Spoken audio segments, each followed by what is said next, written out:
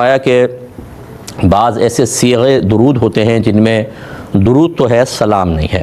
جیسے ہم پڑھتے ہیں نا صلی اللہ علیہ وسلم، تو صلی اللہ یہ درود ہے، وسلم یہ سلام ہے. اگر صلی اللہ علیہ بس اتنا کہہ کے چھوڑ دیں درود ہے، سلام نہیں ہے. یا الصلاۃ والسلام یا رسول اللہ، الصلاۃ یا رسول اللہ اتنا کہا جائے. اور کبھی ایسا ہوتا ہے کہتے ہیں کہ درود بھی ہوتا ہے سلام بھی ہوتا ہے، لیکن آل پاک رسول صلی اللہ علیہ وسلم پر درود نہیں ہوتا. تو ان کو معمول بنانا کیسا ہے؟ دیکھیں، بہتر ہے کہ ایسے درود کو معمول بنایا جائے کہ جس میں نبی کریم صلی اللہ علیہ وسلم کے بعد اہل بیت اطہار کا تذکرہ بھی ہو، صحابہ کرام کا بھی ہو. یہ سب سے افضل اور اولیٰ ہے. صلی اللہ علی النبی الامی و آلہ صلی اللہ علیہ وسلم صلاۃ و سلاما علیک سید یا رسول اللہ. یہ صلی اللہ علیہ نبی الامی و آلہ صلی اللہ علیہ وسلم. اب جب یہ آلہ جب کہتے ہیں نا، یہ ذہن میں رکھیے گا کہ آل کا لفظ اگر صحابہ کے ذکر کے بغیر ہو تو اس میں صحابہ بھی داخل ہوتے ہیں. آل مانے قوم. آل فرعون آپ نے پڑھا ہے قرآن پاک میں، اس کا مطلب پوری قوم. تو نبی کریم صلی اللہ علیہ وسلم کے جب آل ہم کہیں گے اور صحابہ کا ذکر نہ ہو تو یہ دونوں اس میں شامل کر لیے جاتے ہیں. علمی لحاظ سے دونوں شامل ہوتے ہیں. اور اگر یوں ہوں وہ آلہ و اصحابہ، اب یہاں آل کے مقابل چونکہ اصحاب کا تذکرہ ہو گیا، لہذا آل پاک سے مراد سرکار کی ازواج مطہرات اور اولاد پاک، اور پھر صحابہ کرام کا الگ تذکرہ. تو خلاصہ کلام یہ ہے کہ ایسا ہی درود پاک افضل اور اولیٰ ہے جس میں درود بھی ہو، سلام بھی ہو، آل پر اصحاب پر بہت ہی افضل اور اولیٰ ہے. بہرحال دوسرے کوئی آسانی کے لیے اگر آپ معمول ایسا بنا لیتے ہیں جس میں آل پاک پر درود نہیں پڑھا گیا، گناہ نہیں ہے، لیکن کامل افضل اور زیادہ باعث برکت وہ ہے جس کی تفصیل ہم نے عرض کی ہے. میں نے فرمایا کہ خاتون کمیٹی ڈالتی تھیں. ایک شخص نے ان سے ریکویسٹ کی کہ مجھے پہلی کمیٹی دے دی جائے، انہوں نے دے دی. جب دوسری نکلی تو پھر انہوں نے ریکویسٹ کی کہ یہ میری تو نہیں ہے، کسی اور کی، لیکن مجھے بطور قرض دے دی جائے. تو ان خاتون نے کسی سے جس کی دوسری تھی اس کو راضی کر کے قرض دے دیا.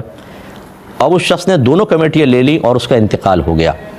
اب یہ خاتون نے ان کے گھر والوں سے کہا، ان کے ورثاء سے، کہ بھئی وہ دونوں کمیٹی لے لی، ہمیں دیں. انہوں نے صاف انکار کر دیا کہ ہمیں نہیں پتہ اور ہم نہیں دیں گے.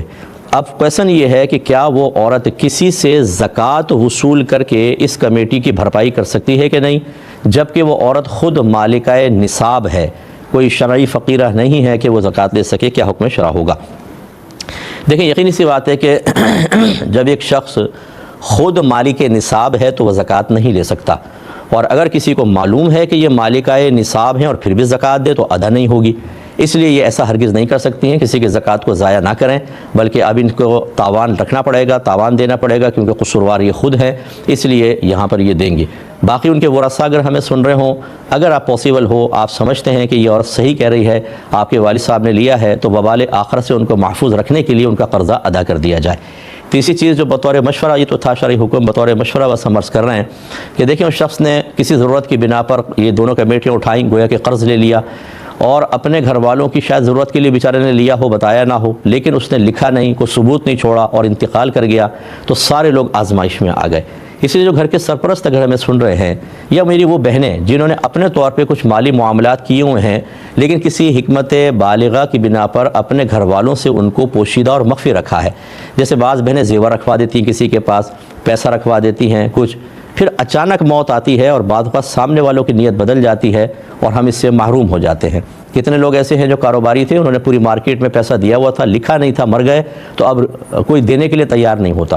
اس لیے خلاصہ کلام یہ ہے کہ جو گھر کے سرپرست ہیں، اگر آپ کوئی مالی معاملہ کرتے ہیں اور فرض کر لیں گھر والوں سے مخفی بھی رکھنا چاہتے ہیں، ایک ڈائری ایسی ضرور رکھیں جس میں تمام چیزیں آپ لکھ کر ڈیٹ وائز کوئی ثبوت وغیرہ کہیں پر رکھ دیں، اور کوئی قریبی گھر کا ہو قابل اعتماد، اس سے کہے اگر میں مر جاؤں تو بھی فلاں جگہ سے ایک ڈائری نکالنا، اس میں جو کچھ لکھا ہے اور سے دیکھ لینا، کوئی ثبوت تو چھوڑے نا. اگر آپ نہیں چھوڑیں گے بعض اوقات سب کھا جاتے ہیں. اور اسی طریقے سے جو آپ پر کسی کا ہے، اگر آپ نہیں بتائیں گے اور انتقال کر گیا، گھر والے بیچارے کہاں سے دیں گے؟ اور قرض کا وبال لے کر، یا کسی کا آپ نے پیسہ دبایا تھا، سوچ رہے تھے چلو میں دے دوں گا، یار میں نے غلط کیا، لیکن کسی پر اس کو ظاہر نہیں کیا اور انتقال کر گئے، اب یہ معاملہ چلا جائے گا میدان محشر میں، جہاں آپ کے اس مال کے بدلے اب مال نہیں ہوگا بلکہ نیکیاں آپ کو دینی پڑیں گی، اور خدا نخواستہ نیکیاں ختم ہو گئیں اور اب بھی آپ کے اوپر وبال باقی رہا، تو سامنے والے کی برائیاں نام اعمال میں ڈالی جائیں گی.